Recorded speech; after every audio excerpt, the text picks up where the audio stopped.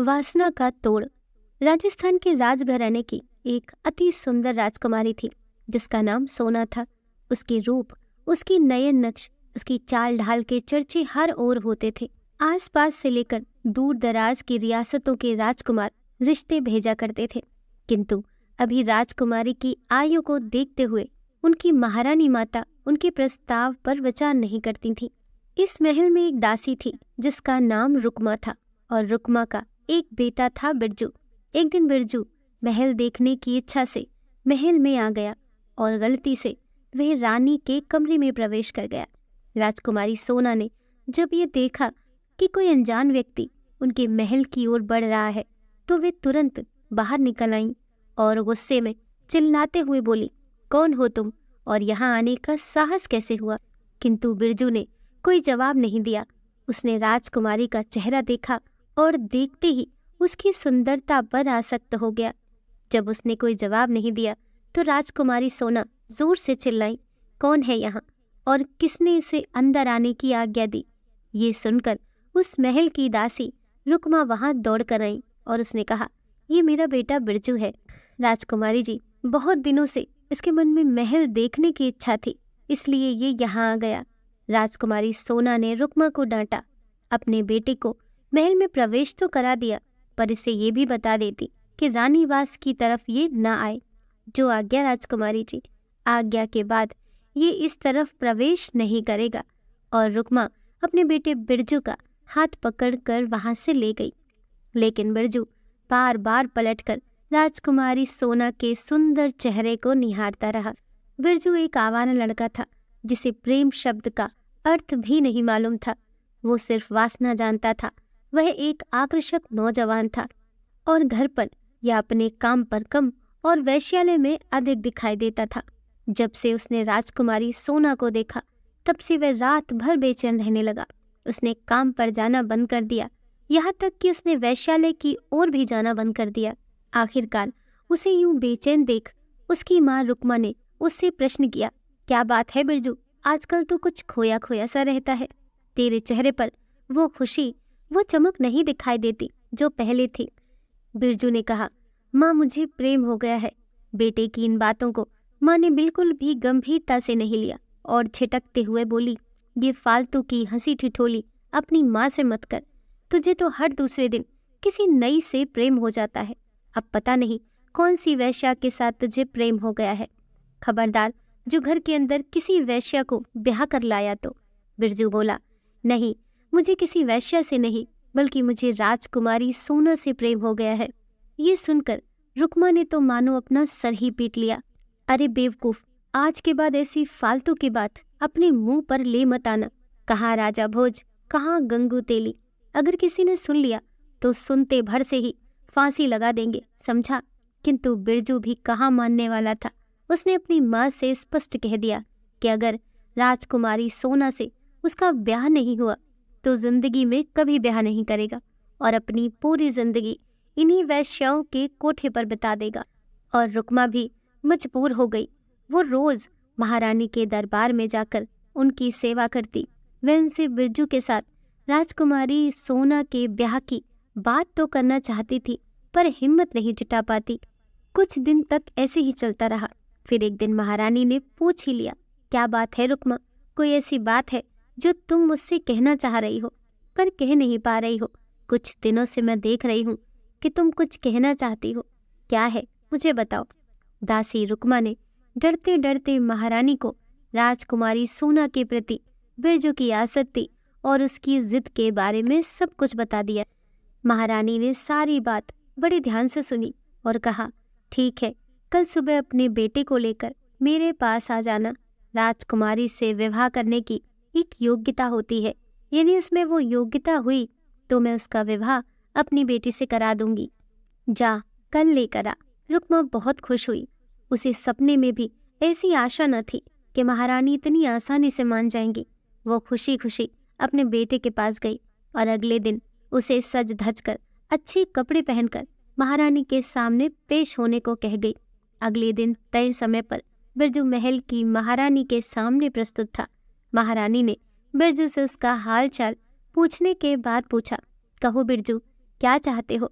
बिरजू ने कहा, महारानी साहिबा, मैं राजकुमारी सोना से विवाह करना चाहता हूँ। तुम राजकुमारी सोना से विवाह क्यों करना चाहते हो? बिरजू बोला, क्योंकि मैं उनसे प्रेम करता हूँ। रानी ने पूछा, तुमने पहले कभी राजकुमारी सोना को देखा नहीं, कभी उनसे मिले नहीं, तो मिलते ही प्रेम कैसे हो गया? बिरजू के पास इसका कोई जवाब न था। वह शांत रहा और रानी ने अगला प्रश्न पूछा, तो ठीक है, ये बताओ तुम्हें सोना में क्या अच्छा लगता है? बिरजू ने एक पल सोचा और कहा, मुझे उनकी आंखें बहुत अच्छी लगती हैं, बिल्कुल मछली जैसी हैं। रानी ने पूछा, और क्या अच्छा लगता है? बिरजू ने बिना किसी डर शर्म से कहा, मुझे उनके शरीर का अंग अंग अच्छा लगता है। महारानी ने कहा, ठीक है बिरजू, मैं तुम्हारा विवाह राजकुमारी सोना के साथ करने को तैयार हूँ, किंतु उसके लिए तुम्हें मेरी शर्त माननी होगी।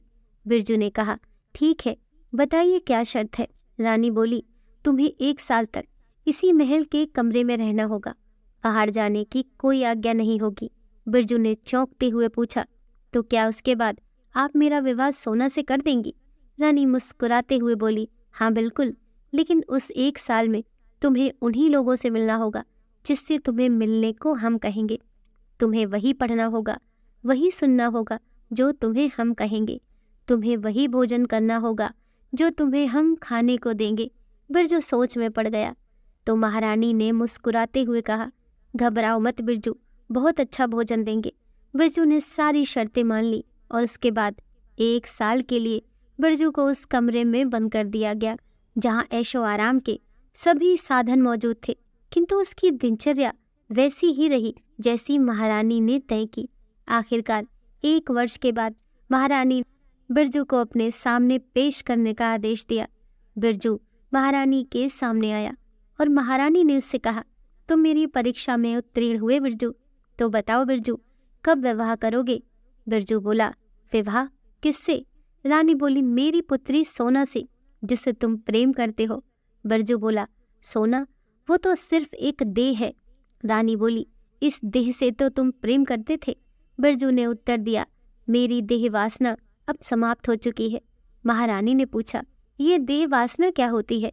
बिरजू बोला, संसार की चाह, देह की चाह, ज्ञान की चाह, ये वासना ही है जो हमारे सभी अच्छे और बुरे विचारों को जन्म देती है।